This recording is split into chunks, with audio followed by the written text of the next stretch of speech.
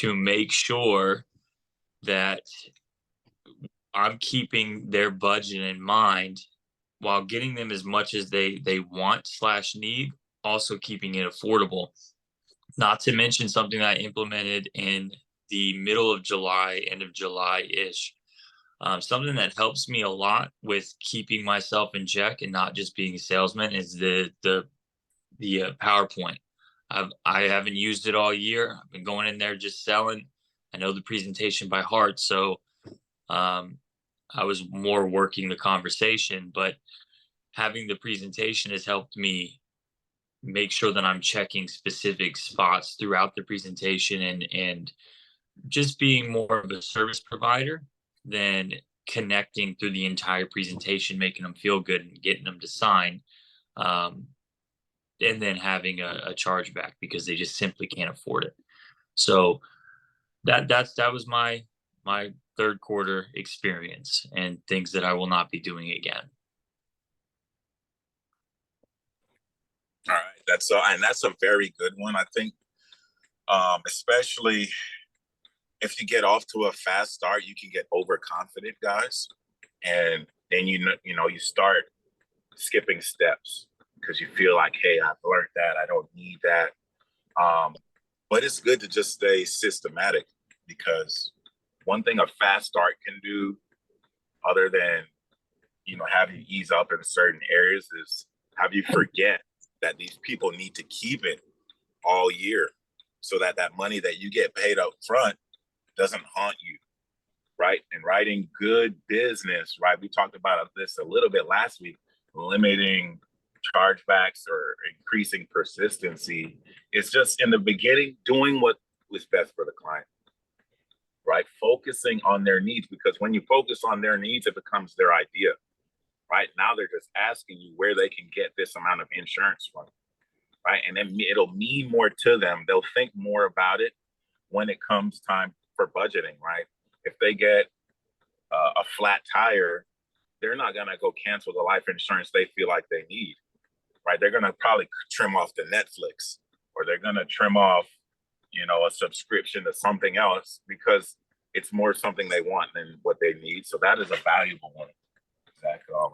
Thanks for sharing. Jamila? Hey guys. All right, so mine was, and it's kind of quick, but all right, we all know like the factors of life happen, things happen. I have 3 kids, we all have kids, or most of us do. I was not sticking to my schedule.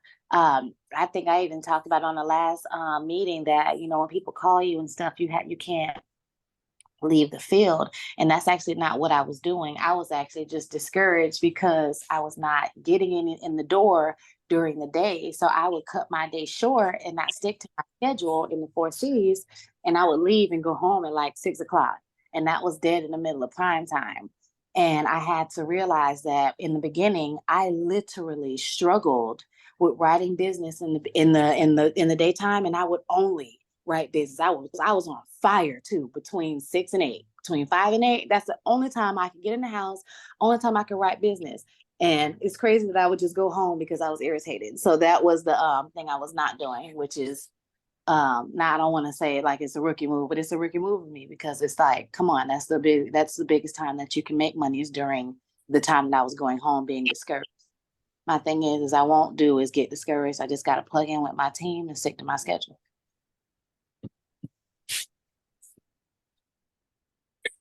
Very good point. Not letting the emotions of a regular day, right, discourage you or throw you off from sticking to the plan. And same for a week. Let's say you start slow in the week. Sometimes people will have a slow start in a week and then taper off the rest of the week and just say, hey, I'll start again next week. Now, if you're on vacation, that's one thing. But you want to stick to your schedule and definitely work prime time, right? Most of the people are home after 5. Honestly, today is a Monday, right? And about to hit the field. Do I expect it to be on fire before 4 o'clock? I don't. But my goal is to hit all the people who will be home, right? Get through my list of names, or our list of names for the day. So I catch the morning people, and then prime time. I'm expecting more activity to pick up, but don't let that discourage you getting out earlier in the week. That's a good one, Jamila. Myshara. Um, I wouldn't necessarily say I was doing this wrong because I think one area that I did do well in was not taking breaks and taking days off. I was really like kind of going hard for the last few months. So, but that is a thing that you don't want to do is take too many breaks, too many days off, because you lose momentum. But I want to just also mention that one thing that I know I have not been doing that I was really inspired by on the call today was that referral and how to get them and listening to all the different ways that they ask for referrals. I specifically lean completely on leads, and I want to be able to write business or talk to business that doesn't have to do with my leads, because there's some days or some weeks that I can't get in the house or no one's home. I want to be able to have a backup of leads that I can go to that has proven has been, verified by somebody I done already wrote. So that's this quarter, that's what I'm gonna start doing. Definitely more of everybody that I sell, I'm gonna at least get that contingency, beneficiary, and emergency contacts. I love that. I have not been doing that, and that's what I'm gonna do. Right. So two things. So asking for referrals and then keeping momentum. Um, Being a lead junkie is something that I think once you become a professional, and because we know we're just buying commissions, like we can get surely dependent on just working our leads. But I think nothing feels better than when you can get a referral, like a free sale. You don't pay for it; it's all profit. Um, but you can't get it if you don't ask generally, right? Sometimes you'll get a random call where somebody will refer you, but what they went over today is how you can ask for referrals, right? How you can get more free leads simply just by emergency contact, working the beneficiary. So that's a real good one. The other one that she mentioned was keeping your momentum, right? So when you go out and you work 2 or 3 days straight, not just cutting off on a Thursday or Friday, especially when you're hot, right? When you're hot, you need to stay hot, keep going. And when you're cold, you still absolutely need to keep going. But when you have momentum, guys, it's hard to get it going again, right? Especially if you're started and you're new, you want to develop momentum in habit and develop a momentum in sales. And one way to kill that is by, what we talk about when Jamila was going is getting out of the field early, or letting your emotions or frustrations, take you out of the field. All very valid, good points. How about anybody else on here right now? I won't call names. It's just open floor. If you feel like you learned something last month and you want to share it, maybe Michael, Angelica, Caleb, I don't know if you can talk.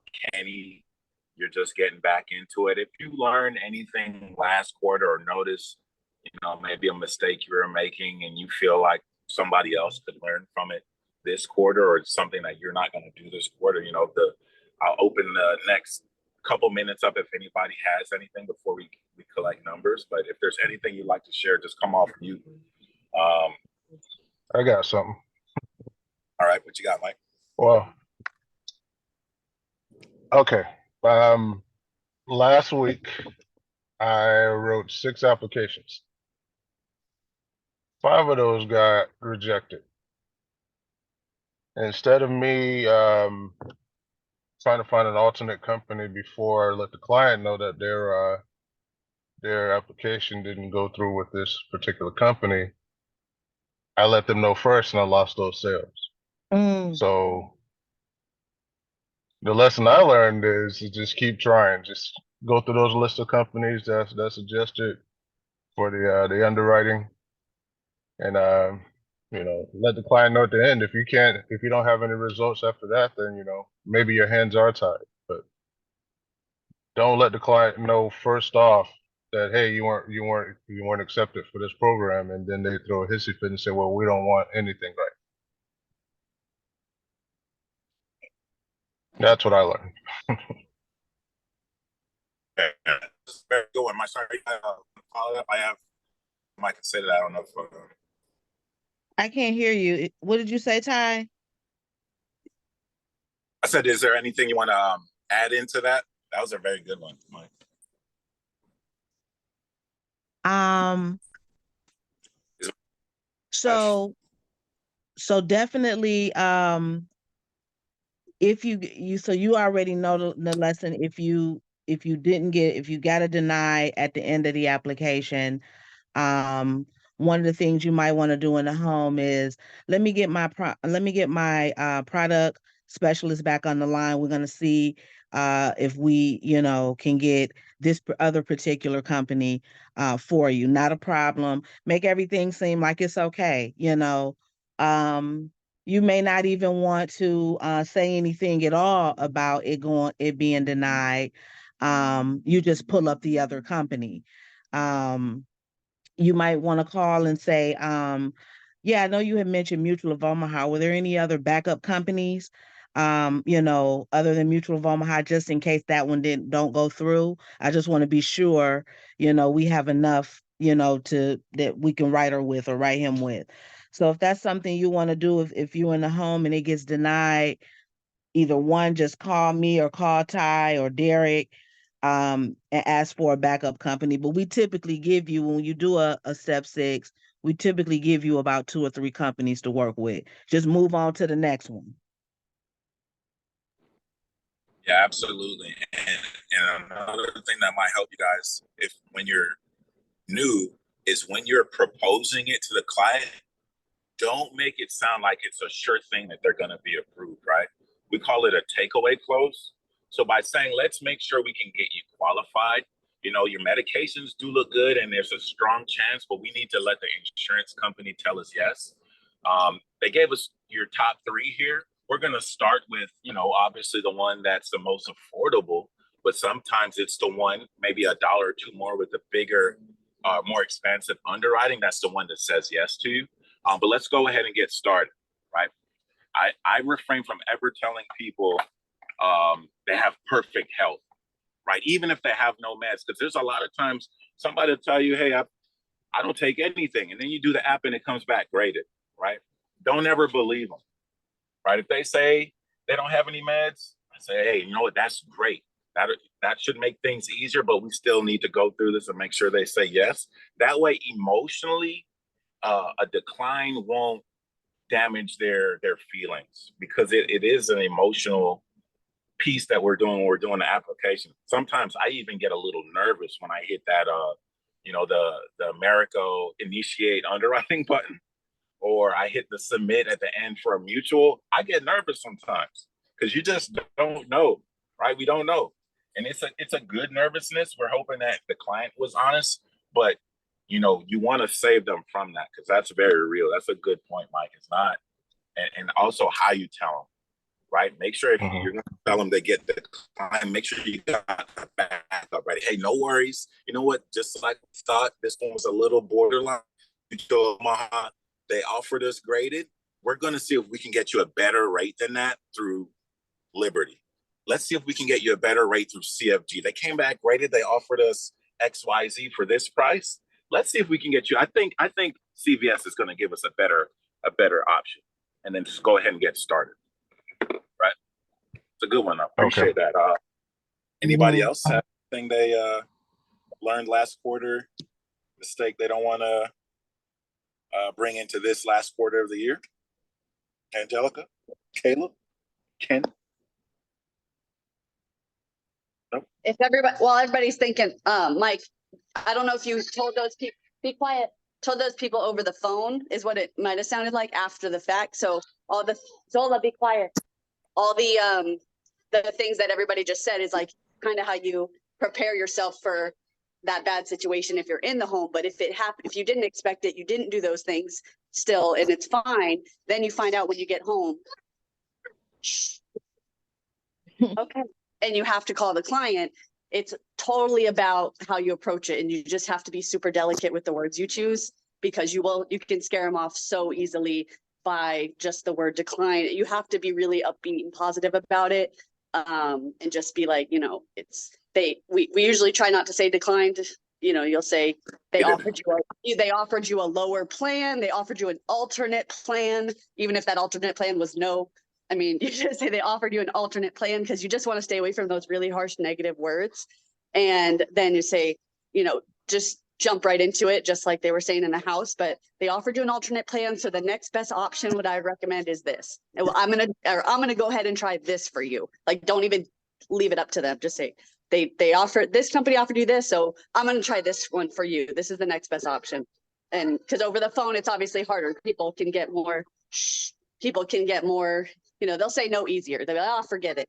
And it sounded like that's what happened to you. So I just wanted to mention that if it was a phone thing. That's a good point. I know we just talked about, but some clients feel like once they get declined, like maybe that's the only thing we could have offered them. Again, reminding them, Derek does this all the time. You know what? That's why I'm a broker and we work with so many companies is we've got options, right? If one company doesn't want to dance with you, hey, we got 5 others that we could try for you. And that's why I'm a broker, right? So also reminding them of that if something like that were to happen. But if we don't have anything else to share, then let's go ahead and